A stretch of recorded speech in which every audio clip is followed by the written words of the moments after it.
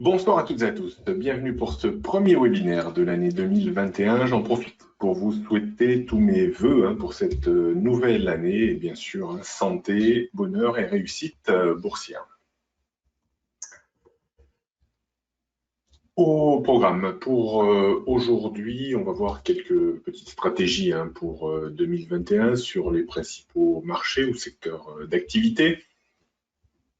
On aura d'autres un petit fil rouge sur comment maîtriser ou conceptualiser en fait une bulle spéculative comme on a actuellement sur le Bitcoin. Allez, c'est parti. Donc les informations ne sont données qu'à titre éducatif et ne sont pas des conseils en investissement. N'oubliez pas de vous connecter sur nos différents réseaux sociaux, Twitter, Facebook, mais également la chaîne YouTube. Vous retrouverez pas mal de vidéos qui sont régulièrement mises à jour. Alvexo reste et un broker de CFD. Vous avez accès à plus de 450 produits, des valeurs européennes, américaines, des indices, des matières premières, agricoles, industrielles, précieuses, bien sûr des crypto-monnaies, des devises. Donc il y a un panel vraiment de produits que vous pouvez trader avec un seul compte, bien entendu, aussi bien à l'achat qu'à la vente. Donc, n'hésitez pas à vous rapprocher des différents conseillers clientèle pour avoir plus d'informations, par exemple, sur les comptes à risque limité. Donc, je ne me représente pas, vous me connaissez bien sûr, je vois beaucoup de fidèles et je vous remercie pour cette fidélité. Vous êtes toujours un petit peu plus nombreux à chaque webinaire et ça fait chaud au cœur. Donc, le plan pour ce soir, on va voir quels sont les drivers pour l'année en un slide. On va voir quelques stratégies. On insistera un petit peu sur cette notion de bulle spéculative. Bulle spéculative qui, comme son nom l'indique, crée de la volatilité haussière ou baissière. Et toute bulle spéculative a une fin. Et donc, beaucoup diront que c'est très difficile de connaître la fin d'une bulle spéculative.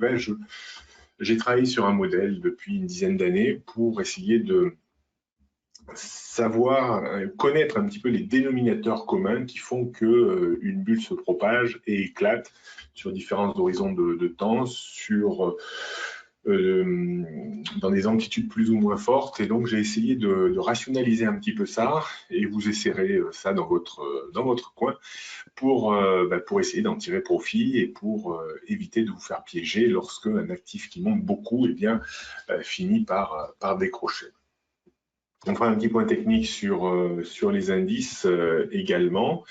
Dans les stratégies, on ne verra pas trop les niveaux, on reviendra sur les niveaux lorsque l'on fera le point technique sur les indices. N'hésitez pas à me poser des questions, j'essaierai de répondre à toutes les questions, de synthétiser s'il y a des questions qui se ressemblent. On aura un autre webinaire, on aura 3 webinaires ce mois-ci. Un autre webinaire la semaine prochaine, je crois que c'est jeudi prochain, où en fait ce sera un webinaire de questions-réponses. Donc vous aurez la parole et puis vous pourrez m'interroger sur des indices, des techniques. N'hésitez pas à préparer vos questions pour la semaine prochaine. Donc, les drivers pour l'année 2021, bien entendu, les premiers mois, voire les 2 premiers trimestres vont tourner autour de la campagne de vaccination.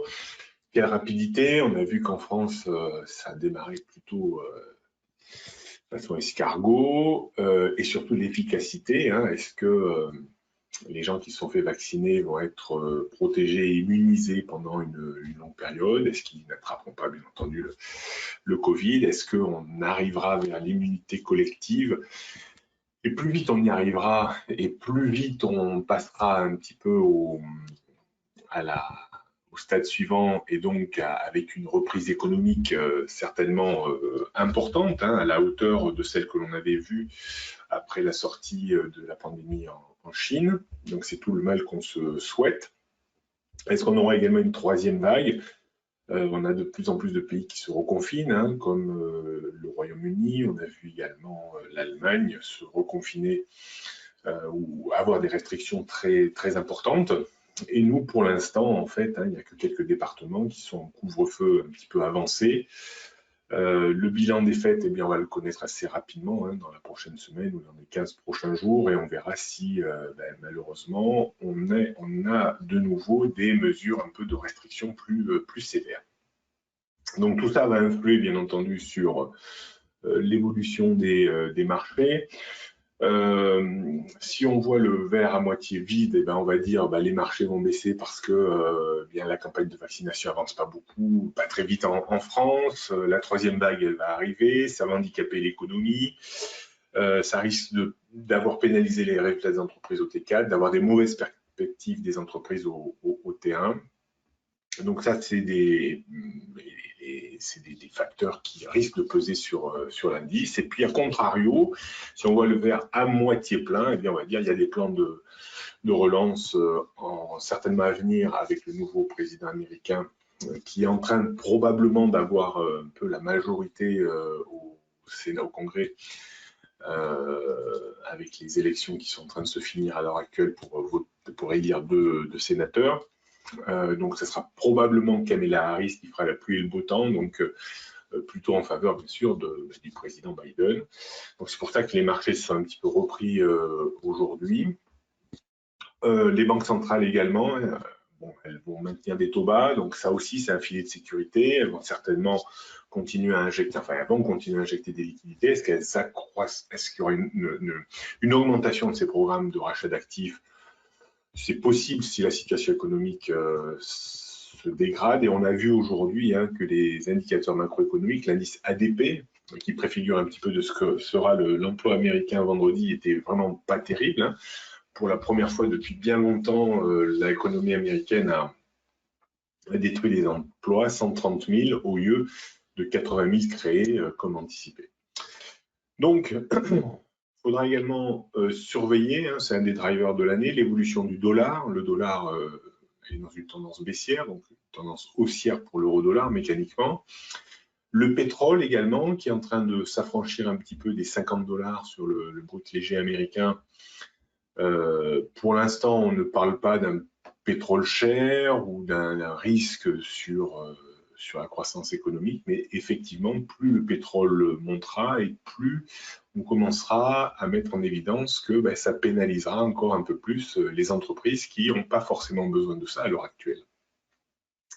Les taux d'intérêt également seront à surveiller. Là, on voit, même s'il y a des injections de liquidités, même si la Banque centrale souhaite des taux bas, on a vu les taux d'intérêt remonter, surtout celui à 10 ans aux États-Unis, et donc faire plier un petit peu l'euro-dollar ces derniers temps, et par voie de conséquence, avec des taux un peu plus hauts, un euro-dollar un peu plus bas, on a vu aujourd'hui, par exemple, une forte baisse des métaux précieux, puisque l'or était à 1960 $ à 11 heures, et là on est autour des 1900, un peu au-dessus. Voilà, on verra un petit peu tout à l'heure dans les perspectives ce qu'on peut en attendre et en espérer.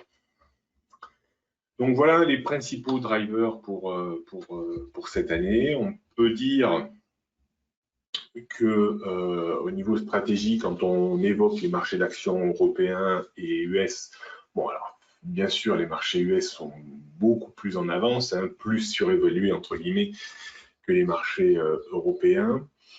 Ce qui est un tout petit peu gênant en ce début d'année, c'est un consensus un peu trop haussier.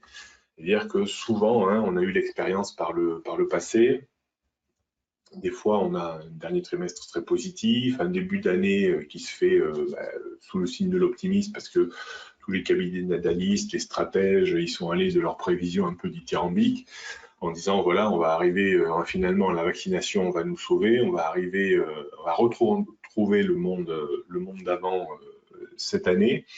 Donc on est tous déjà dans l'anticipation, sauf que on a déjà beaucoup anticipé ce monde d'après qui correspondra on espère au monde d'avant.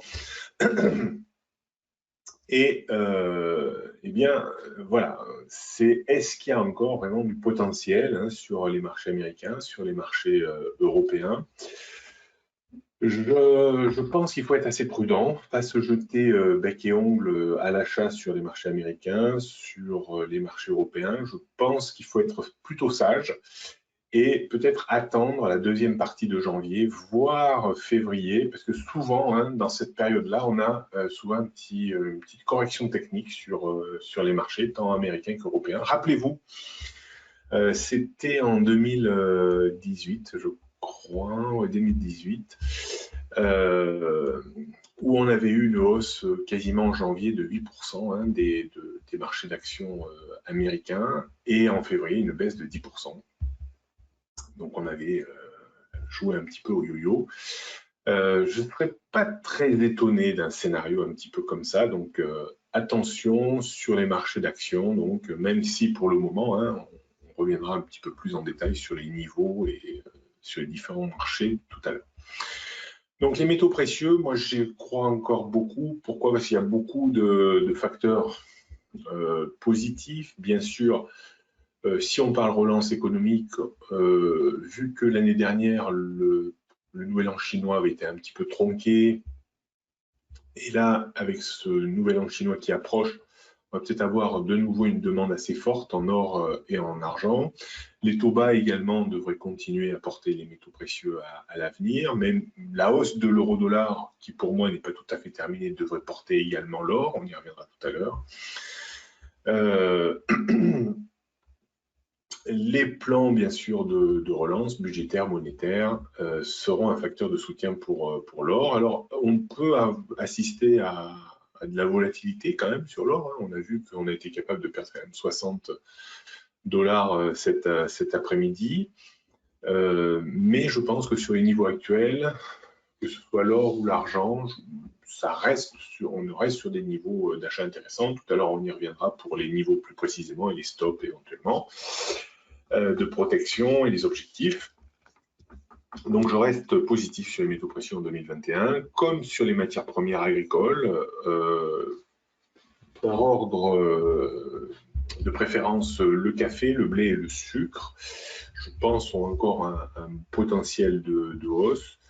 Le café a été contrarié en fin d'année dernière, enfin début d'année dernière, pardon, en début 2020, avec ces épisodes de confinement, mais il était reparti en fin 2019 dans une tendance, il avait cassé sa tendance baissière de plusieurs années. Et pour le moment, on évolue sur le café enfin, au sens large, entre 95-100 en bas et 130-140 en haut. Et je pense également qu'on aura une possibilité d'aller chercher des niveaux plus élevés en cours d'année. Donc, que ce soit le café, le blé, le sucre, je pense que achat sur repli également, sur des corrections techniques, ça reste tout à fait possible. Matières premières industrielles, par exemple le cuivre, hein, on a une forte demande en cuivre parce que pour les énergies renouvelables, hein, ces énergies sont fortement consommatrices de cuivre, mais vous savez également que le cuivre est la seule matière première industrielle qui est capable de dégrader l'ADN du coronavirus en 4 heures, alors qu'il reste plusieurs jours, des fois, sur d'autres matières comme le verre, le plastique, le carton. Donc, forte demande sur les cours de cuivre. Le cuivre est beaucoup monté. Donc, également, ne pas hésiter à acheter sur des moindres replis sur le cuivre. L'euro-dollar, je pense qu'il sera également haussier cette année parce que les banques centrales vont continuer à appuyer. Et là, comme la Fed va appuyer toujours plus fort que la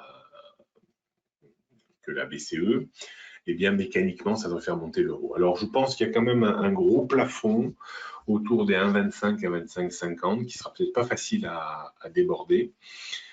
Donc ça reste pour moi l'objectif un petit peu cible, alors peut-être de cette année, peut-être que c'est l'objectif minimum de hausse et qu'on explosera au-dessus, c'est possible, mais je n'en suis pas certain. Mais au préalable également, on pourrait tout à fait avoir une petite phase de correction technique et revenir tester un petit peu ce niveau hautement psychologique autour des 1,20. Donc avoir dans les prochains mois une évolution entre 1,20 et 1,2550 me semble être plutôt l'axe de travail. Les crypto-monnaies, alors, les crypto-monnaies, on est dans une bulle spéculative ciblée, en fait, ciblée sur les grosses capitalisations. Les deux principales capitalisations dans le monde des crypto-monnaies, c'est le Bitcoin et l'Ethereum. Le Bitcoin, c'est le roi, avec, je crois, 800 milliards de dollars de capitalisation, 100 à peu près sur l'Ethereum. On restera à l'écart du Ripple, qui a longtemps été sur la troisième marche du podium et qui s'est fait doubler, je crois, par le Tether, il me semble. Et donc, il y a eu des problèmes avec le Ripple, qui n'est pas une vraie crypto-monnaie, c'est plutôt un système de paiement. Et là, il y a eu des problèmes. Donc, je pense qu'il faut mieux rester à l'écart du Ripple. Et on voit d'autres crypto-monnaies un peu secondaires, comme le Monero, le Bitcoin, le Dash, qui sont beaucoup moins dynamiques, en fait. Alors, il y a aussi de l'hétérogénéité là-dedans, mais qui sont quand même moins dynamiques que le Bitcoin et que l'Ethereum, qui sont dans une vraie bulle spéculative qui ressemble trait pour trait à celle que l'on a connue en 2017 et qui sera peut-être pire parce que en 2017, c'était une vraie bulle spéculative de baleines et de particuliers. Alors les baleines, c'était les quelques investisseurs parce qu'il y avait une grosse concentration de gros investisseurs qui tenaient le marché. Et puis ce marché a commencé à se libéraliser et à voir l'arrivée d'institutionnels depuis 1 an et demi, 2 ans. Et donc, il y a aussi une libéralisation du Bitcoin. Vous avez vu par exemple comme PayPal qui va intégrer les paiements en Bitcoin. Donc tout ça, ça crée une demande. Le Bitcoin est un marché fini en fait, c'est-à-dire qu'il n'y aura pas plus de 21 millions de Bitcoin émis. On est actuellement à 18,5 millions.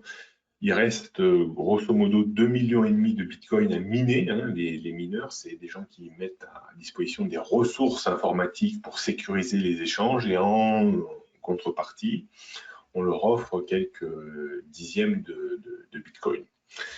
Donc, ce qui est assez intéressant également, c'est que sur les 18,5 millions en circulation, il y a 3 millions qui sont partis dans la nature et qu'on ne reverra jamais, soit parce que finalement, certains ont perdu leur mot de passe crypté pour accéder à leur portefeuille, ou d'autres sont débarrassés de leurs ordinateurs et il y avait des porte-monnaies virtuelles quand le Bitcoin ne valait rien il y a quelques années de cela. Donc, on a estimé 3 millions de Bitcoins sur déjà les 18 millions en place qui sont perdus. Et sur les 18 millions, on estime que 78% de ces 18 millions, en fait, ne sont pas échangeables parce qu'ils sont thésaurisés par des institutions, par des baleines, et qu'ils ne bougeront pas, en fait. Voilà. Donc, l'achat et la vente de Bitcoin se fait uniquement sur à peu près 4 millions de Bitcoin. Donc, s'il y a un effet rareté, plus bien sûr ce qui est miné, et donc il reste 2,5 millions à miner. Alors certains spécialistes voient le Bitcoin finalement continuer à progresser compte tenu de ce phénomène un peu de rareté. Alors certains disent ça va monter à 50 000, à 75 000, 100 000, et les deux prévisions les plus optimistes que j'ai pu voir, c'est 400 000 et 1 million de dollars pour un Bitcoin. Donc ça semble un petit peu quand même exagéré. Donc on est purement dans une bulle spéculative et là c'est là où ce qui suit va être intéressant pour vous pour suivre un petit peu et essayer de bâtir des stratégies sur les crypto-monnaies si ça vous intéresse bien sûr. Alors au niveau des secteurs maintenant, le secteur agroalimentaire de distribution, je pense qu'on peut peut-être y revenir un peu sur les niveaux actuels. Pourquoi pas tenter le pari un peu de ce retournement sectoriel. On a vu la rotation sectorielle toucher l'aérien, les bancaires, l'automobile, les valeurs du tourisme, et puis certains autres secteurs un peu à la ramasse, comme la grande distribution, par exemple Carrefour. Et Carrefour, là, aujourd'hui, en fait, est en train de développer un signal intéressant, sort un peu de cette tendance baissière de moyen long terme. Donc j'étais très positif pour ceux qui me suivent un petit peu partout, soit dans la revue journalière du matin réservée aux clients Alvexo, soit dans la revue hebdomadaire qui est ouverte à tout le monde, soit sur les médias comme BFM Business par exemple. Donc souvent, j'ai dit Carrefour, là, très intéressant, parce qu'on a une structure en fond, parce que il y a de gros efforts qui sont faits par la gouvernance pour remobiliser les centres commerciaux et remettre du monde dedans, noyauter les centres-villes. Et depuis 2 ans, hein, Carrefour est quand même revenu au profit. Donc je pense que c'est un titre quand même qui est un peu délaissé par la communauté financière et ça, il pourrait y avoir un rattrapage peut-être cette année. Donc je suis assez positif et tiré par là même un peu l'agroalimentaire. Alors l'agroalimentaire comme Danone, Nestlé, qui a été un peu handicapé avec bien sûr le confinement et surtout la fermeture des restaurants et des cafés et les eaux ont pénalisé hein, ceux qui boivent de l'évian, des eaux minérales, Evian, Vittel, ainsi de suite. Eh bien, il y a eu une consommation bien moins importante avec la fermeture des bars et des restaurants. Donc là aussi, on pourrait peut-être, si on revient un peu plus vite au monde d'avant, parier sur ces secteurs qui vont recouvrer et qui fera partie d'une deuxième rotation sectorielle, à mon sens, après avoir suracheté peut-être les automobiles, l'aérien. On reviendra sur ces secteurs-là. Donc, les secteurs donc pétroliers, automobiles, aériens, je pense qu'il faut s'en intéresser, mais peut-être également attendre des replis. On aura bien à un moment ou à un autre, je pense, une vague de correction qui surprendra un peu tout le monde et qui permettra peut-être d'acheter des valeurs un peu moins chères comme Air France, comme Total, peut-être un retour, pourquoi pas, vers les 30 euros qui me semblerait un point assez fabuleux. Je ne pense pas qu'on revienne sur les 25, mais peut-être 28, 30, 32, pourquoi pas. L'automobile également sur repli, et bien sûr, hein, on a vu Peugeot revenir quasiment à sa valeur d'avant Covid, Renault très en retard. Voilà, privilégier peut-être un peu plus Peugeot parce qu'il y a un peu plus de lisibilité, mais il y a probablement plus de recovery sur Renault. Mais là aussi, peut-être attendre une phase de correction pour revenir à l'achat. Voilà un petit peu comment je sens un peu les choses. On va, avant de passer à l'analyse graphique, on va étudier quelque chose de très intéressant. Ça m'a mis une dizaine d'années pour conceptualiser tout ça. J'ai testé en fait ce modèle sur tous les grandes bulles spéculatives que l'on a eues. Hein. J'ai commencé même à expertiser sur des horizons un peu plus larges. Je suis même remonté en 1929 pour comprendre un peu la genèse de ce qui s'est passé en 1929, mais j'ai étudié sur le crack de 87, de 2000, 2008, le crack sur les crypto-monnaies en 2017, et il y a quand même quelque chose de très intéressant qui ressort de tout ça. Certains disent bon les cracks c'est pas prévisible. Il y a quand même, on peut amener une notion de prévisibilité et je vais vous expliquer un petit peu quelle est la genèse en fait d'une bulle spéculative et comment sentir un petit peu le dégonflement de cette bulle. La genèse d'une bulle est toujours la même. Le dégonflement peut prendre des formes un petit peu diverses et variées. On peut avoir des dégonflements partiels, puis des recréations de bulles ou des dégonflements très importants. On va essayer de quantifier tout ça pour voir exactement à quel niveau on est dans une bulle spéculative. Donc le dénominateur commun, là vous avez l'Ethereum qui est dans une bulle spéculative. Alors, je pense que pour la plupart, vous connaissez un petit peu mes setups qui sont articulés sur une bande rouge, une bande bleue. Là, on a l'Ethereum sur du 4 heures, du journalier et de l'hebdomadaire. Donc, chaque graphique, chaque bougie est en 4 heures ici. Au milieu, chaque bougie, c'est un jour de cotation et chaque bougie ici, c'est une semaine de cotation. Vous avez des bandes rouges, ce sont un complexe de moyennes mobiles comprises entre 3 et 15 exponentielles. La bande bleue, c'est un complexe de moyennes mobiles entre 35 et 60 exponentielles. Vous avez 2 moyennes mobiles 100 et 130. Et vous avez des bandes de Bollinger qui accompagnent tout ça. Alors, dans une bulle spéculative, vous avez quelques... J'essaie d'aller au plus simple parce que 10 ans de conceptualisation. Je vais essayer d'être synthétique en vous l'expliquant en 5 ou 10 minutes, mais il y a des petites subtilités que je n'aurai pas le temps de vous expliquer, bien sûr, mais au moins vous aurez le cœur du système. Et vous pourrez suivre un petit peu ça sur les marchés qui sont en bulle spéculative. C'est-à-dire, ben là, en ce moment, vous avez l'Ethereum, le Bitcoin et vous avez Tesla, voilà, qui présentent finalement des dénominateurs communs dans la conception d'une bulle. Donc, en fait, une bulle, il faut, pour dire on est dans une bulle spéculative, il faut au moins 30 bougies au-dessus des bandes rouges sur 3 unités de temps. Alors, ça peut être du 4 heures journalier hebdomadaire, ça peut être du journalier hebdomadaire mensuel. Vous pouvez avoir potentiellement des bulles sur des plus petites unités de temps, mais on ne parlera pas de bulles. Quand on évoque le phénomène de bulle, ça engage souvent des horizons de temps autour du journalier, soit un peu en dessous le 4 heures, soit au-dessus l'hebdomadaire, ça peut aller jusqu'au mensuel. Mais souvent, en fait, quand on parle de bulles spéculatives, on s'adresse souvent aux 4 heures journalier hebdomadaire ou journalier hebdomadaire mensuel. Donc, le dénominateur commun, c'est qu'il faut que les cours soient, que ce soit sur le 4 heures, le journalier, l'hebdomadaire, il faut qu'on ait une trentaine, entre 20 et 30 bougies au-dessus de la bande rouge symétriquement. C'est-à-dire que là, si on compte, on a plus de 20 bougies au-dessus de la bande rouge sur le 4 heures, on a plus de 20 bougies au-dessus de la bande rouge journalière et on a plus de 20 bougies au-dessus de la bande rouge hebdomadaire.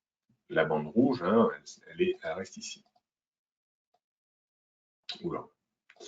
Là, bon, là et là. Alors, ce qui est souvent caractéristique également d'une bulle, c'est que les cours sont largement au-dessus des bandes de Bollinger. C'est-à-dire que les bandes de Bollinger sont souvent dans des situations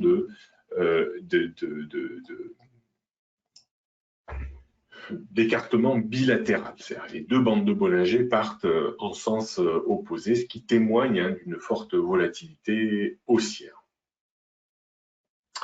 Donc ça, c'est le constat de départ. On peut dire que tant que, alors elle est là pour aller rechercher la première signe de début d'éclatement de bulle. Alors on peut avoir un début d'éclatement de bulle partiel, intermédiaire ou total, à peu près. On va étudier sur le Bitcoin, on va voir que le Bitcoin est dans une bulle, mais en début d'année a vécu un début d'éclatement partiel qui a été très vite invalidé et on est en train de reconstruire, on essaie de reconstruire une bulle sur les bases d'unités de temps courtes, mais on reste toujours en bulle sur les unités de temps, on le verra tout à l'heure, journalière et hebdomadaire. Alors, ce qui est intéressant, c'est comment ça se propage, comment un éclatement de bulle se propage. Eh bien, j'ai fait un petit dessin à la main tout à l'heure. J'aime beaucoup, en fait, essayer de conceptualiser et de faire des dessins à main levée, soit pour trouver des récurrences sur les marchés, en expliquant sur tous les schémas tactiques que j'utilise, par exemple, sur le marché, je peux vous les expliquer avec un petit stylo, une petite feuille et dire voilà ce que je recherche sur le marché. Et vous le conceptualisez à l'écrit comme ça et après le rechercher en vrai sur le marché. C'est ça qui est intéressant, en fait.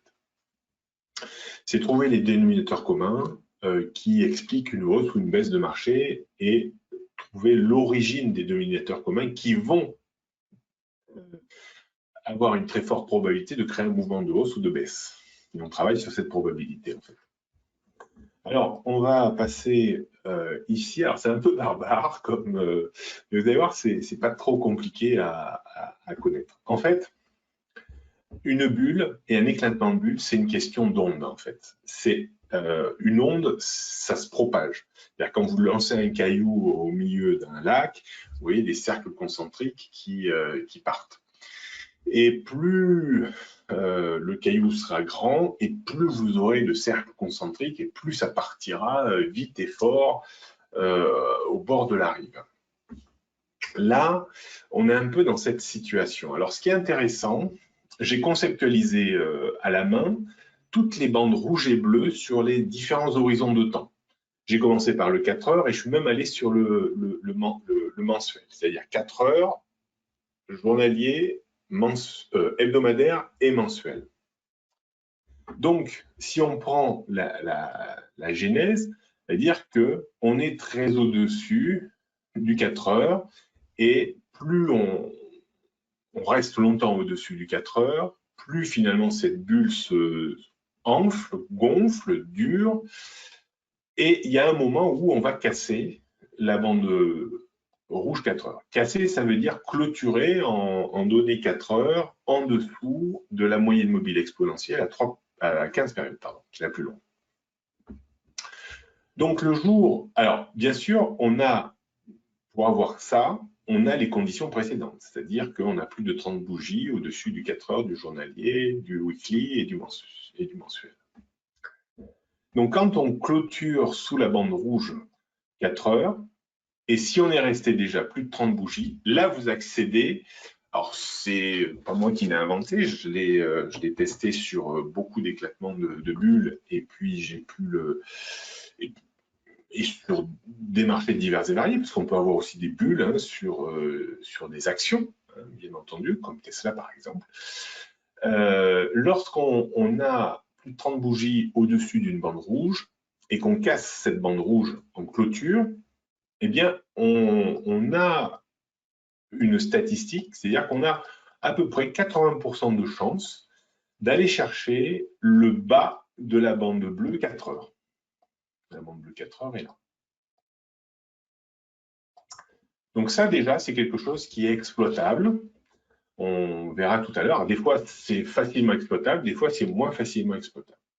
Alors, ce que l'on sait aussi, on pourrait mélanger des ratios de retracement, c'est-à-dire que quand on calcule un retracement, par exemple, entre le point haut ici et si on commence à redécoller là, on sait qu'on a ces fameux ratios de retracement 25, 38, 50, 61,8. Dans des éclatements de bulles, il n'est pas rare d'aller corriger au-dessus des fois de 61,8% et d'aller chercher les 0,75% qui sont quasiment proches du point haut, hein, et d'avoir quelque chose comme ça et de rechuter. Si on passe au-dessus des 75%, eh bien, on peut dire qu'on a eu un éclatement partiel de la bulle uniquement sur le 4 heures, et le fait de repasser au-dessus de 0,75% entre le point haut et le point bas qui aura été fait, eh bien, reconstruit la bulle, on tente une reconstruction de la bulle sur le 4 heures, mais on reste en bulle sur le graphique journalier, le graphique weekly et éventuellement le graphique mensuel si on a plus de 30 bougies ou 30 mois au-dessus de la bande rouge. Donc, surveiller les éclatements de bulles, ça commencera bien sûr automatiquement par le 4 heures. Alors, ce qu'on peut dire, c'est que quand on a un début d'éclatement de bulle, quand on va chercher la profondeur de la bande bleue sur le 4 heures, généralement, il y a des baisses comprises entre moins 20 et moins 10 et moins 20%. Alors, ce qui est intéressant, c'est que, grosso modo, dans ce complexe de bandes rouges et de bandes bleues, la bande bleue 4 heures correspond à la bande rouge à peu près daily. Il y a une espèce de symétrie comme ça qui est très intéressante. Et donc, si on casse la bande bleue 4 heures, ça veut dire que l'on casse la bande rouge daily. Et si on casse la bande rouge daily, ça veut dire qu'on a une propagation de l'éclatement de la bulle du 4 heures au journalier. Et donc, on va avoir la même statistique, c'est-à-dire que si on casse la bande rouge daily, on a 80% de chances d'aller chercher le bas de la bande bleue daily. Et là, on passe à un éclatement de bulle qui est un peu plus sévère, puisqu'on passe à un deuxième stade, c'est-à-dire qu'on a cassé la bande rouge 4 heures, on casse la bande rouge daily, donc la bande bleue 4 heures. Et là, on peut avoir des baisses qui sont comprises entre moins 20 et moins 35%.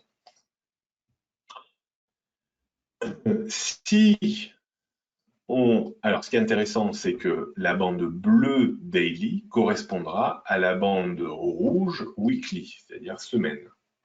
Si on casse la bande rouge semaine, eh bien, on aura 80% de chances d'aller chercher le bas de la bande rouge, weekly. Ça veut dire que là, on passe à une troisième phase d'éclatement de bulle, donc qui se propage comme un système d'ondes, 4 heures, daily, weekly. Et là, on aura une probabilité de baisse de marché comprise entre moins 35 et moins 50%. Et si, de par hasard ou de par malheur, on casse la bande rouge weekly, la bande bleue weekly qui correspond à la bande rouge mensuelle, eh bien, il y aura une 80% de descente dans le bas de la bande bleue mensuelle. Et là, on aura des baisses supérieures à 50%. Voilà. Alors, ces pourcentages sont à titre indicatif. Hein. Des fois, on peut avoir, selon le degré d'éclatement de bulle, des fois, en fait, sur du weekly, par exemple, au dernier éclatement de la bulle du Bitcoin, on a une propagation comme ça en 2017, 4 heures, daily ou weekly. On n'a pas cassé la bande bleue weekly, donc ça ne s'est pas propagé au mensuel, puisqu'on était quand même en bulle spéculative mensuelle sur le Bitcoin en 2017. Mais on a quand même eu grosso modo une baisse de moins 60%. Vous voyez, donc là, voilà, ça c'est des pourcentages vraiment à titre indicatif. On peut éventuellement, sur cette étape-là, faire entre moins 35 et moins 60 et être supérieur à moins 60. Bon, mais bon, c'est déjà très sévère quand même. Donc ça, c'est très très intéressant. Et toujours faire attention à ces ratios de retracement également, hein, 25, 38, 50, 60, qui peuvent, et 75, qui peuvent être très intéressants. Donc, ça, c'est un petit peu du tableau noir, en fait, hein, une conceptualisation, une modélisation des phénomènes, finalement, qui entraînent des dégonflements de bulles. Alors, on va aller voir. Maintenant, on va passer un petit peu sur, on va aller chercher la plateforme Alvexo.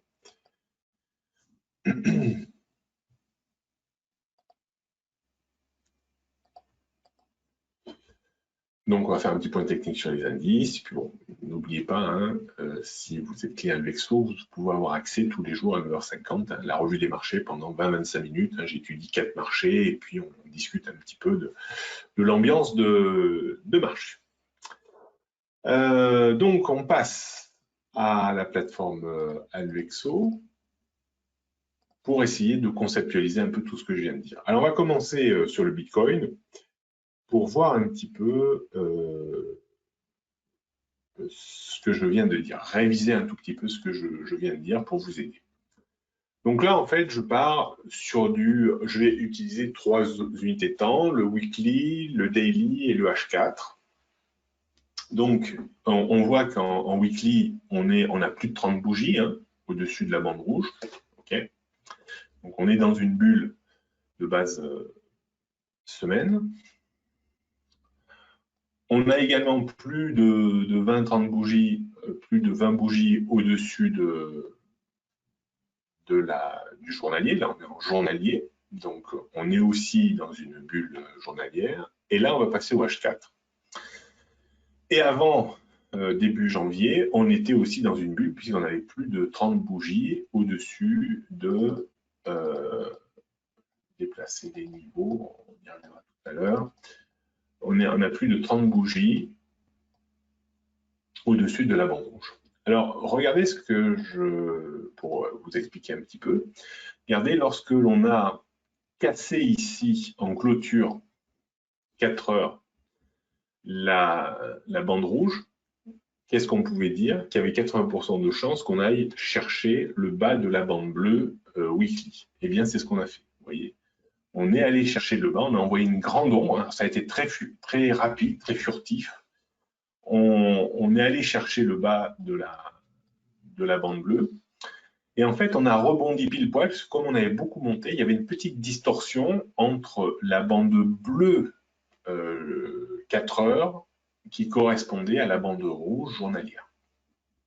La bande rouge journalière, alors on peut y revenir pour vous faire voir.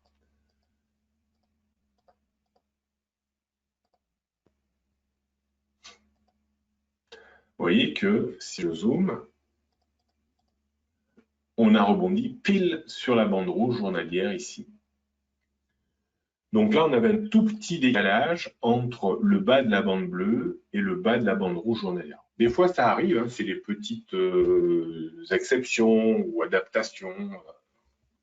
Ce qui est intéressant, c'est que quand on a mesuré en fait les ratios de retracement entre le point haut ici et le point bas là, 75% de retracement, c'était ici.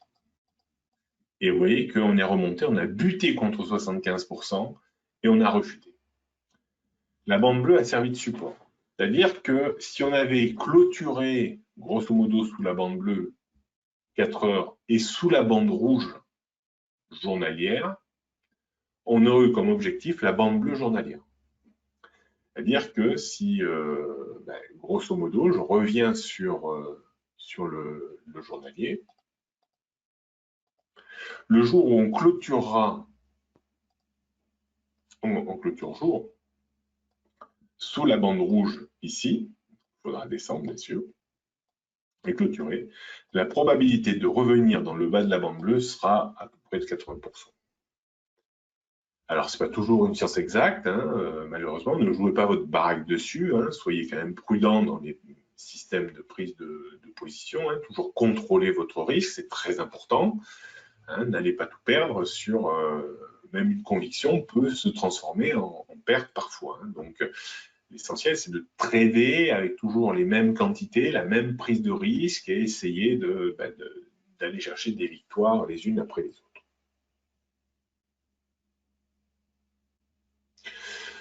En fait, si vous voulez, Lionel me dit, toute cette méthode se base sur les différentes bandes. Comment créer ce système de grosses bandes? En fait, si vous voulez, quand on regarde la bande rouge, en fait, moi, ce qui m'intéresse, c'est les... Alors, la bande rouge est très riche, hein, je ne vais pas revenir dessus, mais ce qui m'intéresse, si vous voulez créer la bande rouge, en fait, vous créez une moyenne mobile exponentielle à 3, à 5, à 7, à 9, à 11, à 13, à 15, et vous avez en fait cette impression de bande rouge.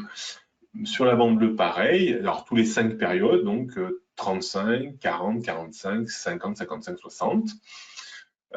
60 est là et 35 est là. Et donc, après, une fois que le setup est créé, vous pouvez basculer du 4 heures au journalier, au mensuel, il restera toujours, et donc vous pourrez voir un peu ce séquençage que je vous propose.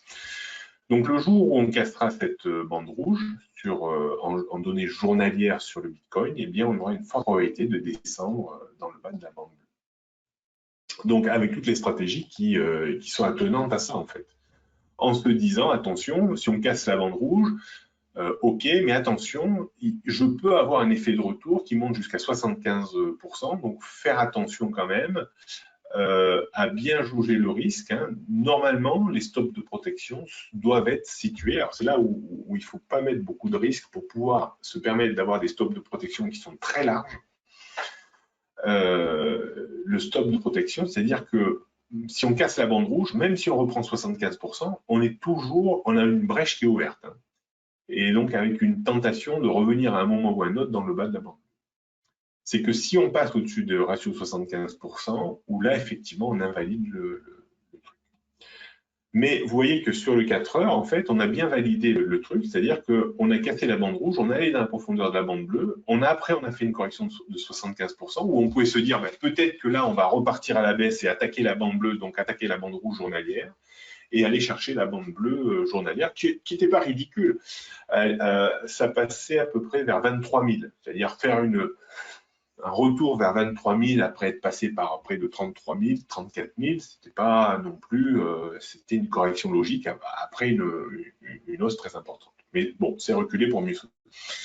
Là, en fait, quand on regarde le 4 heures, on est sur du 4 heures, hein, pas sur la semaine, en cassant le ratio de correction de 75%, et bien là, on est en train de recréer finalement une bulle sur le 4 heures.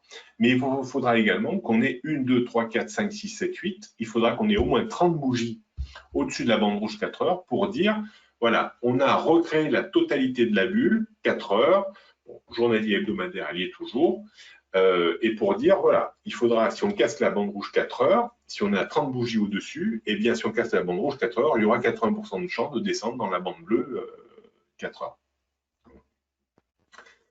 Donc tout ça, en fait, ça m'a mis des longues heures de mise au point, une dizaine d'années, je vous le dis clairement, pour comprendre un petit peu toute cette mécanique et surtout par rapport au setup que j'utilise, comment cet engrenage se fait. Mais vous verrez que si vous revenez dans l'historique, si vous étudiez la bulle de 2008, le crack de 2000, même celui de 29, eh bien, vous allez trouver exactement ce même séquençage à quelques petits détails près ou quelques petits cas particuliers, mais grosso modo, vous avez 80% de ce que je vous ai expliqué, et ce qui permet effectivement d'éviter des fois de se faire piéger méchant quand on est trop à l'achat sur un marché et qu'on ne voit pas finalement on est dans le consensus haussier et qu'on ne voit pas là, arriver les ennuis. Donc ça, c'est très intéressant. Donc vous avez également ça, bien sûr, sur l'Ethereum, et donc vous pourrez suivre l'évolution de l'Ethereum. Alors l'Ethereum, lui, sa particularité, c'est qu'on a eu un dégonflement de bulles partielles en début d'année sur le Bitcoin, mais pas sur l'Ethereum. C'est-à-dire que là, tout est neuf sur l'Ethereum. C'est-à-dire que vous avez une bulle parfaite sur le weekly, le daily, le H4. Là, on est sur du H4. Vous voyez que, alors, ce qu'on pourra dire, ceux qui veulent suivre, tant qu'on reste au-dessus de la bande rouge, le marché peut continuer à monter et créer sa bulle. Par contre, le jour où on clôturera sous la bande rouge 4 heures, la probabilité sera très forte d'aller chercher le bas de la bande bleue 4 heures. Et le bas de la bande bleue 4 heures correspondra au bas de la bande rouge journalière, et ainsi de suite, ainsi de suite. Voilà, c'est un système d'ondes, c'est une façon de stéréotyper l'analyse d'une bulle, de suivre la genèse d'une bulle et de ne plus dire finalement un crack est imprévisible. C'est-à-dire que le début d'un crack, c'est quand on a eu une bulle spéculative et qu'on a au moins le 4 heures où on a la bande rouge qui casse.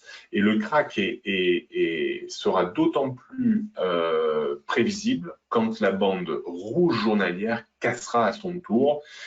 L'origine des grands cracks, c'est au moins une rupture de bande rouge journalière après un suivi de bulles, c'est-à-dire 30 bougies au-dessus des bandes rouges sur l'ensemble du spectre 4 heures journalier hebdomadaire ou journalier hebdomadaire mensuel. Voilà. Alors, c'est pas facile à expliquer, j'espère que j'ai vulgarisé le plus simplement possible. C'est un travail titanesque. Je pense qu'un jour j'écrirai un livre pour laisser une trace et pour dire que on est capable d'expliquer la genèse d'une bulle et un éclatement de bulle. On ne pouvait pas prévoir, c'est un aveu d'échec ou un aveu de déficit de travail. Mais ça, moi, ça m'aide beaucoup en fait pour essayer de pas me faire piéger et essayer de profiter finalement des bulles ou des éclatements de bulles. Mais c'est compliqué, c'est très compliqué à coucher sur le papier parce que c'est beaucoup plus visuel que littéraire en fait. Voilà ce que je voulais vous dire. Alors, on va terminer avec un petit point de marché sur les grands indices. Alors, on va commencer par l'or, enfin poursuivre par l'or, qui aujourd'hui en fait alors pourquoi l'or a baissé aujourd'hui? Alors, rappelez-vous au webinaire précédent, ceux qui étaient là. C'était fin décembre, et on était grosso modo sur l'or ici. Et je vous disais, voilà, là, on met quand même beaucoup de pression haussière on avait un canal baissier de consolidation qui date du mois d'août, après une hausse très importante. On a un long canal baissier, mais pas une amplitude de correction très importante, parce que si on regarde tout le mouvement de l'or depuis 2 ans et demi, on n'a même pas corrigé 38% de ce mouvement de hausse. On a cassé un peu 25%, on s'est rapproché de 38%, mais on n'est même pas allé à 38% de correction. Donc, ce qui est quand même une correction, somme toute, légère, mais qui a duré longtemps. Alors, parfois, c'est pas mal d'avoir des corrections qui durent longtemps, parce que ça permet peut-être de repartir sur de meilleures bases. Alors, on a fini en début d'année par déborder ce canal baissier, donc ce qui est que je prévoyais un petit peu, parce que il y a toujours des facteurs haussiers sur l'or. Le dollar a continué à poursuivre sa hausse, donc ça a entraîné l'or. Et puis, il y a certainement une anticipation d'un nouvel or chinois peut-être plus porteur pour le commerce de l'or. Il y a aussi les mesures de restriction et puis un côté un peu valeur refuge en se disant les investisseurs se disent bon, on va remettre un peu d'or parce que ça confine à droite à gauche. Et puis, donc on a cassé ce canal et on a eu une accélération haussière. Alors aujourd'hui, on a une baisse un peu tranchante. Pour l'instant, c'est pas très méchant en fait. On est en train de faire l'effet de retour un peu sur le canal que l'on a cassé. Moi, je suis pas très inquiet de cette baisse. Pourquoi on a baissé? Eh bien, parce que les taux d'intérêt sont un peu remontés aux États-Unis, surtout le 10 ans. Ça a mis une pression haussière sur le dollar, donc baissière sur l'euro-dollar, qui explique ce retrait un petit peu. Mais l'élément favorable, grosso modo à tout ça, c'est que si M. Biden a les pleins pouvoirs, grosso modo, au Sénat, hein, ou pas loin, même s'il y a une égalité, c'est Kamala Harris qui tranchera, et donc elle tranchera bien sûr du côté de Biden, la vice-présidente. Donc il devrait mettre en place son plan d'énergie renouvelable et qui est fortement consommateur de cuivre, d'argent, un peu d'or, donc plus d'argent que d'or. C'est pour ça que je pense que l'argent sera plus dynamique que l'or. Et donc, normalement, on devrait avoir, quand il mettra en place de nouveau ses plans de relance, mécaniquement, une reprise de l'or, de l'argent. Si en plus les banques centrales continuent à être accommodantes, tout ça mettrait une pression haussière. Alors, si on avait en plus à un moment une petite correction un peu tranchante sur les marchés, ce qui serait pas non plus idiot, on pourrait retrouver l'or, je pense, dans cette zone entre 1975. Alors, il y a quand même un niveau important, à 1975, qu'il faudra réussir à déborder si on veut aller chercher de nouveau le point haut de 2075. Alors, ce qui serait positif de chez positif, hein, c'est le débordement de 2075, où là, il y a une forte probabilité qu'on aille chercher les 2300, pardon, 2300 et 2500. Moi, je ne me suis pas projeté au-dessus des 2500 $. Voilà. Mais il n'est pas impossible que, vous voyez, le Bitcoin est en quantité finie, l'or est en quantité et l'argent en quantité finie aussi, hein, parce que j'ai lu une étude qui disait qu'en 2040, grosso modo, les filons d'or seraient un peu épuisés. Donc ça veut dire qu'on va aller vers une raréfaction de l'or. Elle est thésaurisée par les banques centrales. Hein. Donc, il y a un moment où les achats et ventes d'or risquent d'y avoir un corner et peut-être de propulser les cours de l'once d'or sur des niveaux peut-être que les 20 prochaines années, on aura une bulle spéculative à la hauteur du Bitcoin sur l'or. Certains disaient 1000 $, 1500, 2000, pardon, 10 000 $, 15 000 $ sur l'or. Alors, peut-être, moi, je ne vais pas vous dire que l'or va monter à 10 000 $ cette année, mais peut-être dans les prochaines années ou la prochaine décennie, c'est peut-être pas impossible. Surtout si on continue sur ce tempo de déficit, en fait, hein, qui déprécie les monnaies. Alors, donc, je pense que achat dans cette zone, hein, presque jusqu'à 1860. Alors, on mettra quand même les stops de protection, ça c'est important. Je pense qu'il faudra, le dernier carat, c'est là. C'est sur ce point bas, à peu près vers les 1825. Ça serait quand même pas très sympa hein, si on passait en dessous des 1850, 1825. Alors, ce qu'il faudra regarder également, c'est l'or exprimé en argent. L'or exprimé, l'or exprimé en euros, qui est souvent précurseur de ce que va faire l'or exprimé en dollars. Et on voit qu'on est dans une tendance baissière sur l'or exprimé en euros, qu'on n'a pas encore cassé, contrairement à l'or exprimé en dollars. Donc ça, c'est un peu gênant, Donc, il va falloir quand même voir dans les prochaines semaines, prochains mois, ce qui serait très haussier pour l'or exprimé en dollars, ça serait qu'on réussisse à passer au-dessus, grosso modo, de la zone 1570, 1590 sur l'or exprimé en euros. Le mnémonique, c'est XAUEUR hein, sur la plateforme MT4 chez Alvexo.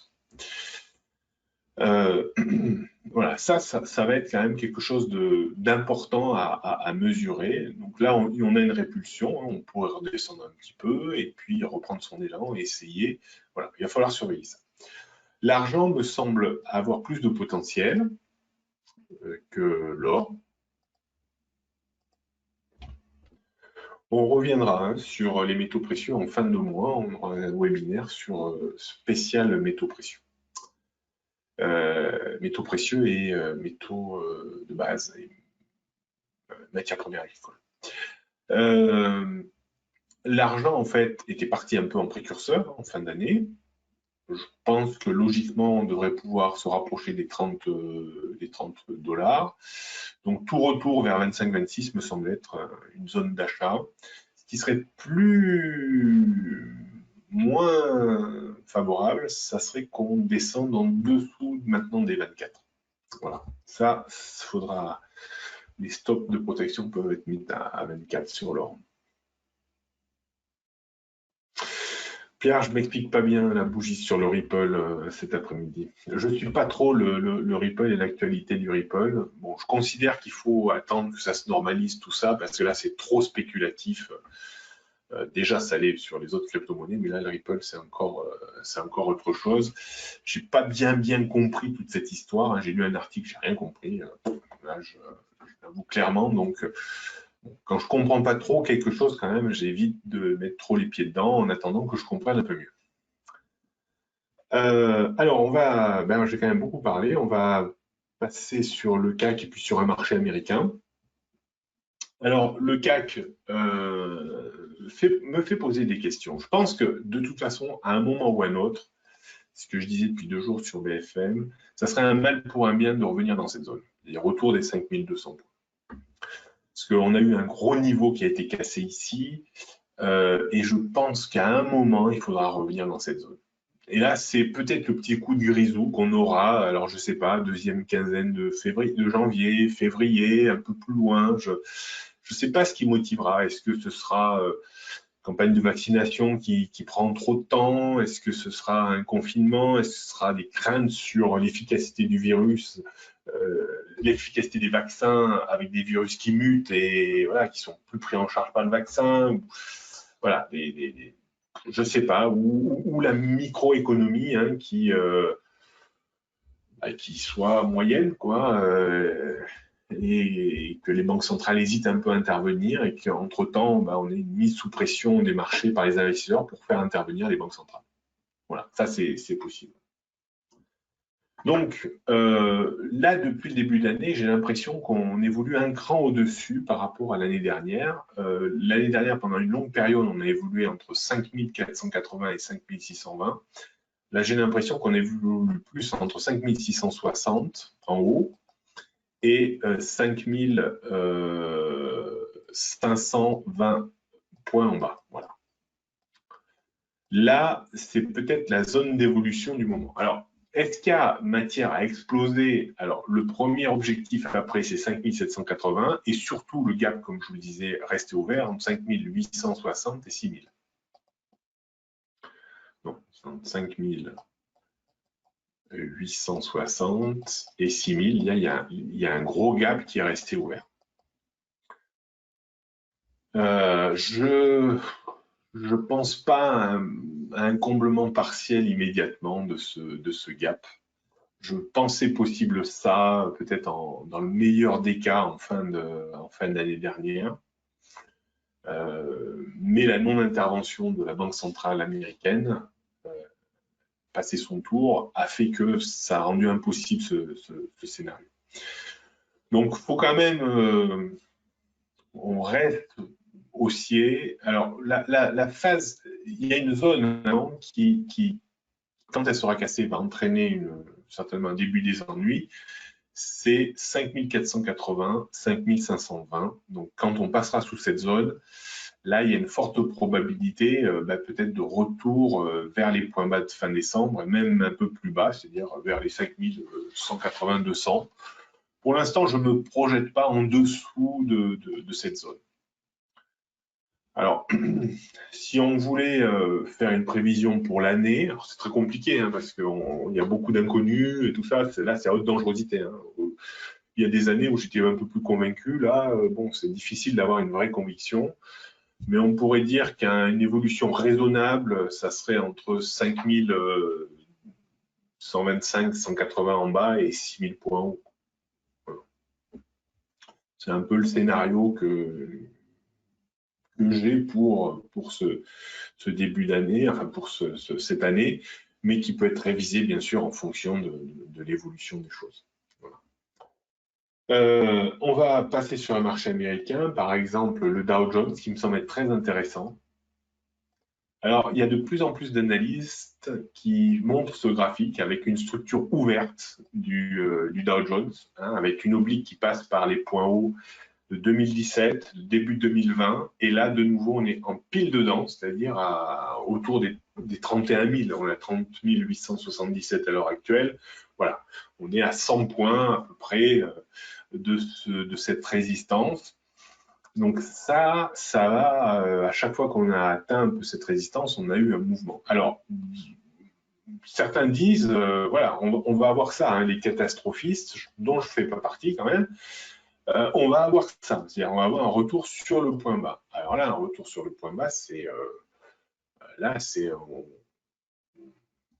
vraiment une pandémie qui s'installe, un virus qui mute, encore les vaccins totalement inefficaces, et puis des pans entiers du secteur économique qui met la clé sous la porte, en fait. Hein, voilà.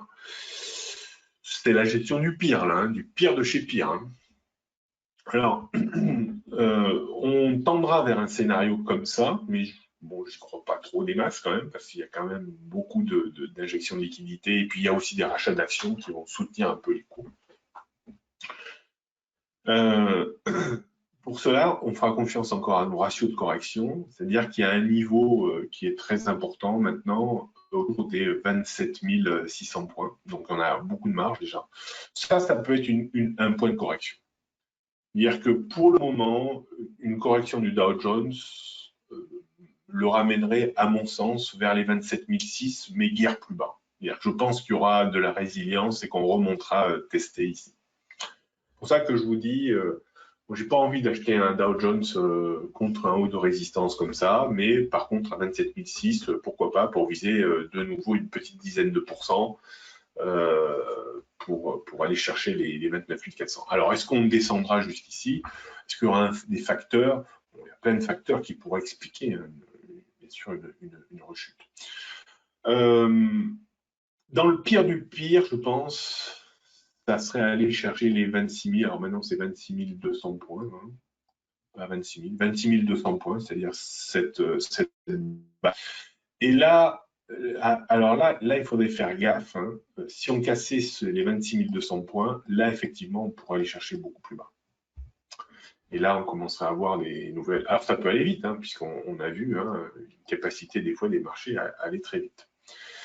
Mais la seule situation, ce qui diffère par rapport à ça, c'est qu'on a un monceau de matelas de sécurité en provenance des banques centrales avec des liquidités gigantesques qui empêchent un petit peu d'avoir des scénarios comme ça. Donc c'est totalement historique quand même, parce qu'on a la plus grave crise, certains disent on a une crise plus grave qu'en 29, et on a des marchés qui sont au sommet historique. Ça ne s'est jamais vu historique. Donc voilà, je ne sais pas comment on va sortir de cette situation clairement, parce que le jour où, parce que les marchés sont polarisés par les banques centrales. Dès que vous voyez un analyste, un gérant de fonds, il vous parle banque centrale. Le marché va monter, banque centrale. Banque centrale, le marché monte. Le jour où on va être obligé de retirer ces injections monétaires, il va falloir que la croissance revienne sévèrement sur les entreprises pour que le marché ait encore du potentiel et que ça ne démoralise pas les investisseurs. Parce que, alors, l'évolution de l'économie et l'évolution de la bourse, c'est pas du tout celle qu'on a appris à l'école. Hein. C'est-à-dire que quand l'économie va mal, la bourse baisse, quand l'économie va bien, la bourse monte. Là, depuis l'intervention et le jeu des banques centrales après la crise de 2008, là, on est sur des marchés qui marchent un petit peu sur la tête, avec une financiarisation qui est beaucoup trop importante par rapport à l'économie réelle. Regardez un Tesla qui, il faut faire l'addition je sais pas, d'une dizaine de constructeurs qui ont beaucoup plus de ventes de voitures, et on a un Tesla qui finalement vaut 800 milliards de dollars et a vendu que 500 000 voitures, un peu moins de 500 000 voitures, alors que tous les constructeurs réunis vendent beaucoup plus que 500 000 voitures. Alors bon, on peut peut-être acheter le rêve Elon Musk, le rêve SpaceX, mais voilà, il faut quand même essayer d'être clairvoyant et se dire qu'on est des marchés qui sont survitaminés, shootés aux hormones, à l'EPO, à la caféine, aux corticoïdes. Voilà, si on faisait faire pipi au Dow Jones dans un pot, là, il ne fait pas le Tour de France. Lui, hein. Voilà. Voilà ce que je voulais vous dire ce soir. Eh bien, écoutez, je vous souhaite à toutes et à tous une excellente soirée. On se retrouve dès demain sur BFM Business à 8h30, à 9h50 pour la revue journalière des marchés réservés aux clients Alvexo, et puis prochain webinaire, donc jeudi prochain, où là c'est questions-réponses sans filet entre vous et moi. À très vite.